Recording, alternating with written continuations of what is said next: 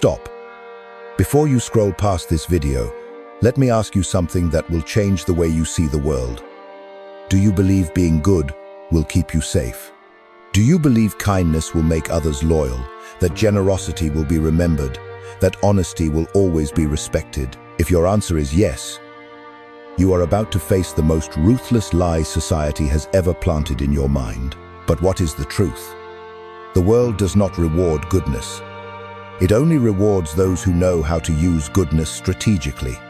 Machiavelli saw this clearly hundreds of years ago.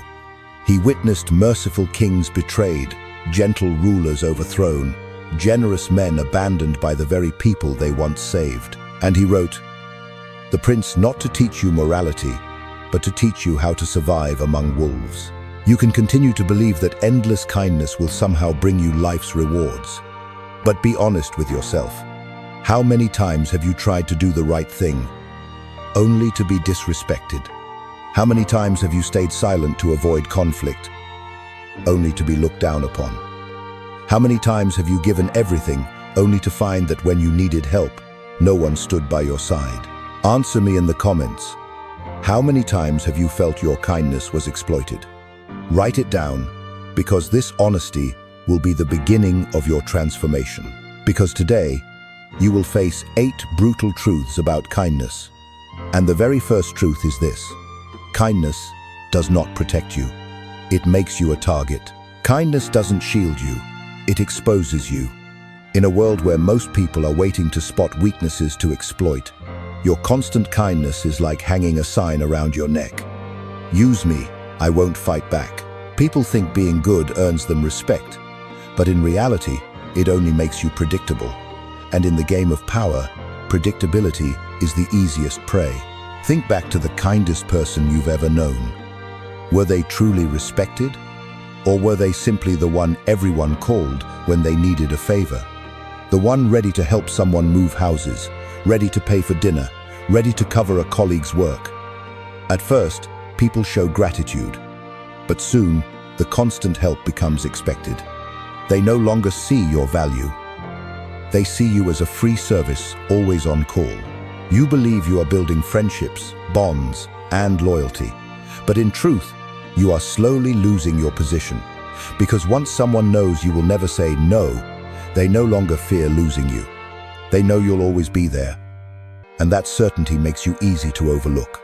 I once witnessed a devoted manager. He always shielded his team, always put their interests above his own. But when the time for promotion came, he was left behind. Why? Because those who are too kind are not seen as leaders, they are seen as servants. In the eyes of the world, excessive willingness is a mark of weakness, not strength. Machiavelli once wrote, "The lion cannot defend itself against snares, and the fox cannot defend itself against wolves." To survive, one must be both a fox and a lion. You, for years, have chosen to live as a sheep, and in a world full of wolves, sheep have only one fate: to become the feast. Stop and ask yourself, have you ever felt like the doormat in someone else's life at work, in your family, or even among friends? If so, write it in the comments, because only when you dare to name the wound can you begin to heal it. So, what's the solution? Simple. Don't let your kindness become a schedule everyone can predict. Make it unpredictable. Don't give endlessly. Be selective. Set boundaries. And make your help carry weight. When kindness is rare, it has value. When it is unexpected, it creates power. Because the truth is this: kindness is never free. If you don't set its price, others will assume it has none. And this is only the surface. If kindness is the open door for exploitation, then repeated generosity is the trap that keeps you stuck. Next, we step into truth 2, the trap of generosity, where you'll see why the more you give, the less you are valued. It sounds paradoxical, but the more generous you are, the easier it is to be disregarded. When you give once, people are grateful. Give twice, they're appreciative. But after 10 times, gratitude vanishes, replaced by expectation. Your generosity is no longer a gift, it becomes an obligation. And when you stop giving, They don't remember the 9 times you said yes. They only remember the single time you said no. You can see this most clearly within families. A child who receives the first gift jumps with joy. The second time, they say, "Thank you." But by the 10th time, the gift becomes routine. And when you refuse to buy another, you're considered unfair. Excessive generosity breeds dependence. Dependence leads to entitlement, and entitlement, when unmet, turns into resentment. This doesn't only happen in families. It appears at work, in friendships, and in love. You're the one who always pays for the group. At first, they praise your generosity, but then they stop noticing. And one day, if you don't pay, they look at you with surprise or even annoyance. Repeated generosity makes you addictively usable. Others get accustomed to draining your energy, time, and money without feeling any need to appreciate it. Machiavelli once warned, "Benefits should be conferred gradually. In that way, they will taste better." He understood that value only exists when it is scarce.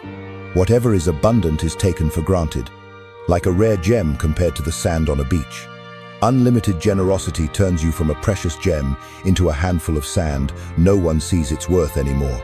Are you trapped in this cycle? How many times have you helped someone over and over, only for them to disappear when you needed them? How many times have you given everything, but when you stopped, you were labeled selfish? Be honest in the comments. Have you ever been turned away simply because you refused once? The issue is not your goodness. The issue is that you allowed it to become a routine others can exploit. You turned your generosity into a quota, into an obligation, and once something becomes an obligation, it is no longer valued, it is only expected. To break the trap, you must learn to give strategically. Don't give unconditionally. Limit it. Choose the right time, the right person, and the right reason.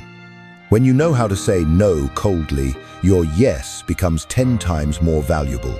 But generosity is only the surface layer.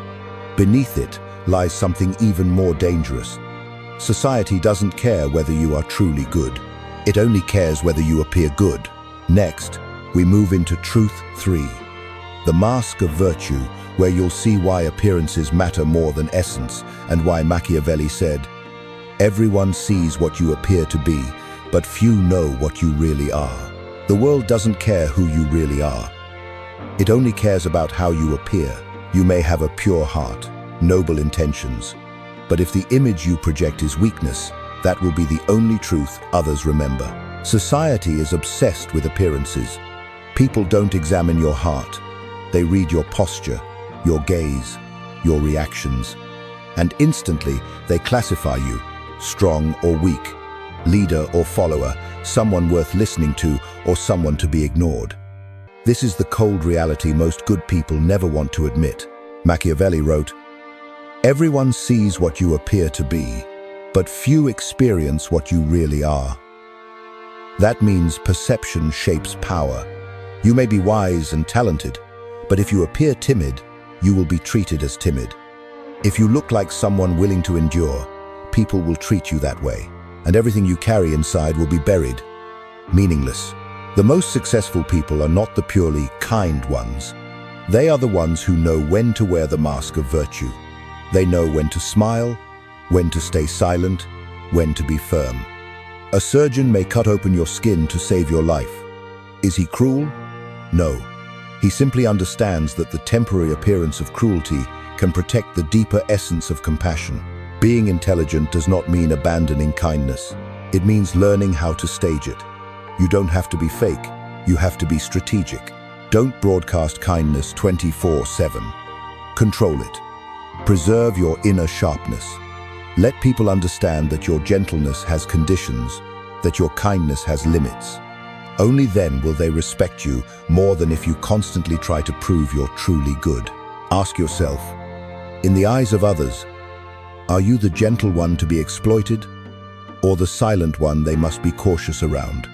Write your honest answer in the comments, because this self-awareness is the first step to mastering your image. Never forget, power lies in controlling how others see you.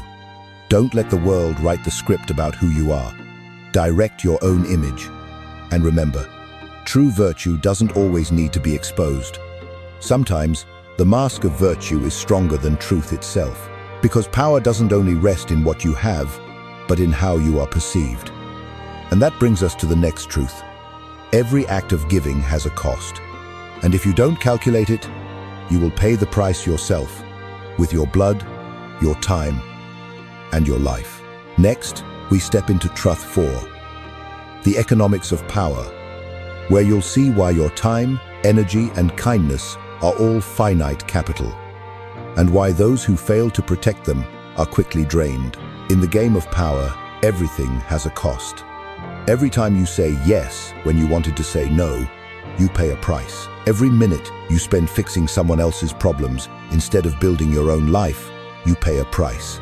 Every act of unconditional kindness withdraws from your finite resources, your time, your energy, your focus, and ultimately, your willpower. The mistake of overly good people is believing that giving costs them nothing. But look at reality. You do not have infinite capital. You cannot buy more time. You cannot regenerate the energy you've already burned. When you spend it all on others, you end up borrowing from your own life, and the debt is exhaustion. Think of the safety instructions on an airplane. You are always told, put your own oxygen mask on first, then help others. Why? Because if you pass out, there's one more victim instead of one rescuer. Life works the same way. If you exhaust yourself carrying others, you don't remain their support. You become another burden. Machiavelli once said, "He who wishes to be obeyed must know how to command." You cannot command others if you do not control your own resources. The drained cannot lead. The exhausted cannot inspire. And the one who sacrifices themselves unconditionally will never keep their position. Stop and face reality. How many times have you felt anger, bitterness, even regret, just because you said yes when your heart was screaming no? How many times have you buried your own dreams just to help others reach theirs? Write it down in the comments. When was the last time you felt your resources were being exploited? You must understand, kindness cannot be a river that flows endlessly. It must be like a guarded reservoir, released only when needed and to the right people.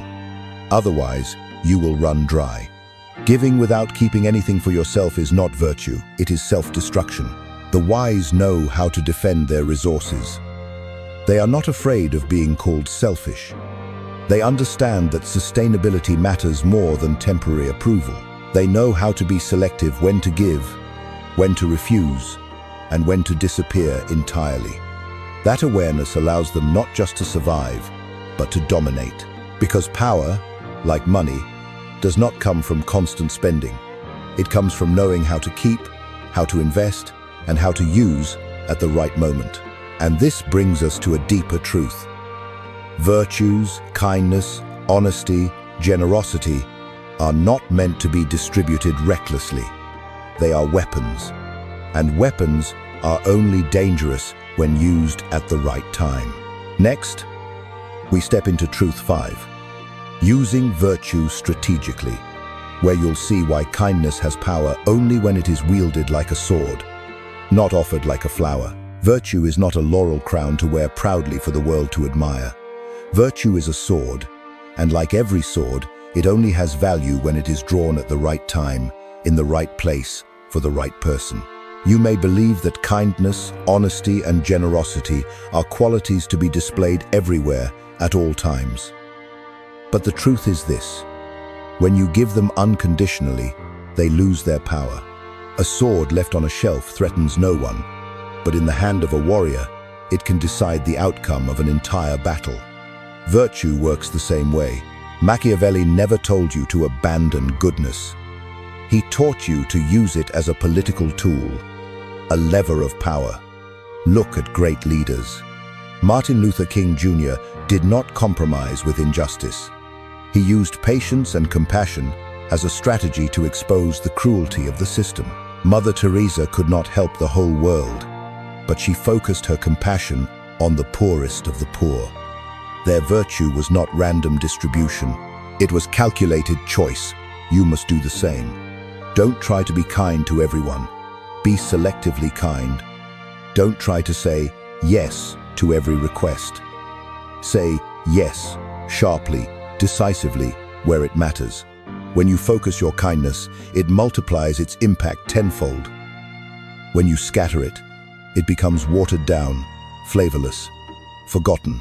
Ask yourself, how many times have you given not because you wanted to, but because you were afraid of being seen as bad? Write it in the comments, because this is the point you must change. Don't let kindness be your reflex. Make it your choice. The wise never use virtue to be liked. They use it to achieve results. When forgiveness strengthens their power, they forgive.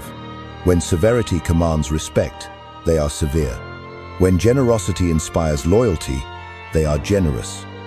But if those actions only breed dependency, they withdraw instantly and coldly. Strategic virtue means you hold the balance. You decide who receives your kindness, when they receive it, and under what conditions.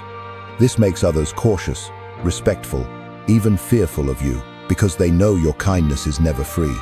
It always carries weight. Machiavelli once said, "Promises are made out of necessity of the past, but broken out of necessity of the present." He understood one thing: virtue is not chains to bind you. It is a tool you wield to bend circumstances. But even if you learn to use virtue as a weapon, you will still face a brutal reality. The gratitude you expect from others almost never lasts. And that leads us to the next truth. Next, we step into truth 6, the illusion of gratitude, where you will see why your sacrifices are so often forgotten, and why the more kindness you give, the less it is remembered. You believe gratitude is eternal. You think that if you give enough, people will cherish you forever. But the ruthless truth is this: gratitude has an expiration date, and it is usually shorter than you imagine. The first time you help someone, they are filled with appreciation. The second time, they are still thankful. But by the third, fourth, or fifth time, the special feeling disappears. Help is no longer seen as a gift, but as an obligation you are supposed to fulfill. And the moment you refuse, all memory of the times you said yes vanishes. They only remember the single moment you said no. You, once a benefactor, become a traitor. This is human nature. We adapt to kindness faster than to anything else. What once moved us eventually becomes expected. Psychology calls this hedonic adaptation. A good thing, when repeated, loses its impact, and gratitude, fragile by nature, fades away. Think of a child. The first gift lights up their eyes, but when gifts become frequent, the excitement disappears. One day, if the parents refuse, the child becomes angry, accusing them of being unfair. The same happens at work. An employee who always stays late is no longer seen as dedicated. Staying late becomes normal. And if just once he leaves on time, he is instantly labeled irresponsible. Machiavelli saw through this when he wrote, "Men judge generally more by the eye than by the hand. Everyone sees what you appear to be. Few feel what you are. People only remember what you do today." Yesterday's kindness fades into dust. That is why the more you give, the less you are remembered. The more present you are, the easier you are disregarded. And the more you sacrifice, the more likely you are accused the moment you dare to keep something for yourself. Ask yourself, have you ever been forgotten for everything you once did for someone, simply because one time you said no? Write it in the comments. That is living proof of this illusion. The solution is not to stop being kind, but to control the frequency. Kindness, like a precious gem, has value only when it is rare. When scattered everywhere, it loses its shine. Let your absence create longing. Let your refusals make your agreements valuable. You cannot rely on gratitude to protect you. You must learn to command respect, even when others are not thankful. And that is the difference between the exploited and the powerful. But there is an even harsher truth. Your intentions, no matter how pure, are worthless if they don't produce results. And that leads us to the next truth. Next, we step into truth 7, Results Matter More Than Intentions, where you will see why the world doesn't care if you are good-hearted, only whether you deliver. The world does not live inside your heart. It only lives in the results you create. You may carry pure intentions, noble desires, and genuine kindness. But if your actions do not produce results, all of it is meaningless. History does not carve the names of those who meant well. It carves the names of those who got things done. People don't remember the gentle teachers who were too afraid to give low grades. They remember the strict teachers who made their students grow. People don't recall the nice leaders. They recall the ones tough enough to turn the course of history. Machiavelli said, "The end justifies the means." He was not encouraging pointless cruelty. He was pointing out that good intentions will not save you if they do not create good results. A parent who never disciplines their child is not kind, they are destructive. A boss who never sets high standards is not compassionate, they are weakening the entire team. Soft intentions may bring temporary comfort, but hard results leave a lasting mark. How many times have you stayed silent to keep the peace, only to end up disrespected? How many times have you worked tirelessly for the team, only to be overlooked when it was time for promotion? How many times have you yielded, and the only result was being trampled on even more? Write in the comments, when was the last time you did the morally right thing, but paid the price for it? The nice person tries to be loved.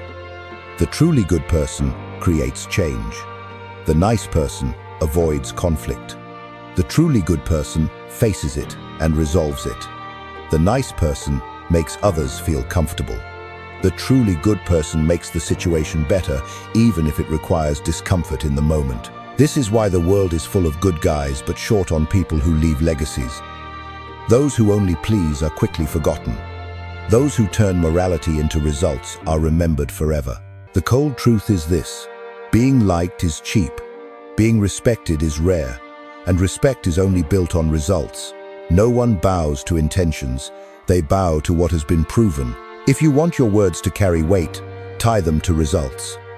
If you want your kindness not to be disrespected, make it produce real impact. If you want your gentleness not to become weakness, bind it to achievements no one can deny. And this is where Machiavelli was sharper than anyone else. He understood that the world doesn't care what you intend to do. It only cares what you actually do. And this leads us to the final truth, the one that determines whether you remain a forgotten nice person or become someone who leaves a mark: legacy and survival. Next, we step into Truth 8, legacy and survival, where you will see why leaving a mark on the world requires not only goodness, but surviving long enough to turn goodness into power. History does not honor those who were merely good. History only carves the names of those who survived long enough to turn goodness into legacy. You can be kind, honest, and give your whole heart, but if you are crushed in the game of power, no one remembers you. Ask yourself, can you name 5 kind but anonymous figures in history? It's difficult, but you can easily name 5 tough, relentless individuals who left an impact, even if they weren't always pleasant. Steve Jobs is not remembered for being nice. He is remembered for creating products that changed the world. Great historical figures did not endure because of naive kindness. They endured because they held their ground among wolves, turning goodness into strategy, not a burden. Machiavelli understood this well. To do good, you must first survive. The most generous person cannot help anyone if they burn out too soon. The most honest person cannot speak truth if silenced forever. The most compassionate person cannot protect anyone if they are removed from the board. Survival is the foundation of legacy. You must protect yourself before you can leave a mark. Don't let kindness turn you into prey. Use strength to guard it so you can choose the right time, the right place, and the right people to influence. Ask yourself, do you want to be remembered as the nice one who was forgotten, or the tough one who left a mark? Write your answer in the comments. This is not just philosophy, it is the compass for how you will live the rest of your life. Because legacy is not built on being liked. It is built on the results you create. the power you sustain, and the ability to survive among wolves without being torn apart. And this is where all 8 truths converge. If you still believe blind kindness will save you, then everything you've heard is useless. But if you dare to face the truth, then the outro will be both an oath, a warning, and the doorway to an entirely different life. Now you've heard Machiavelli's 8 cold truths, and the final question is no longer, do you believe them? The real question is, what will you do with them? You can keep living as before, blindly kind, giving unconditionally, silent to preserve peace, and ultimately ending as a victim in your own life. Or you can choose a new path, turning kindness into a weapon, drawing boundaries, knowing when to smile and when to hide the blade behind your back. Machiavelli once wrote, "It is better to be feared than loved if you cannot be both." But remember, he never called for meaningless cruelty. He called for clarity. He knew that kindness, protected by strength, can change the world. But kindness, exposed blindly, only gets you torn apart. So from today, rewrite the rules. Don't beg to be loved. Demand to be respected. Don't be the sheep among wolves. Be the shepherd, not through weakness, but through wisdom, strategy, and strength. Leave your answer in the comments. Will you choose to be the sheep that gets eaten, or the shepherd who makes the wolves step back? And if this video has opened your eyes, like, subscribe, and share it with someone who needs to hear it. Because this knowledge is not just for you. It is a weapon, and the world needs more warriors who know how to use it.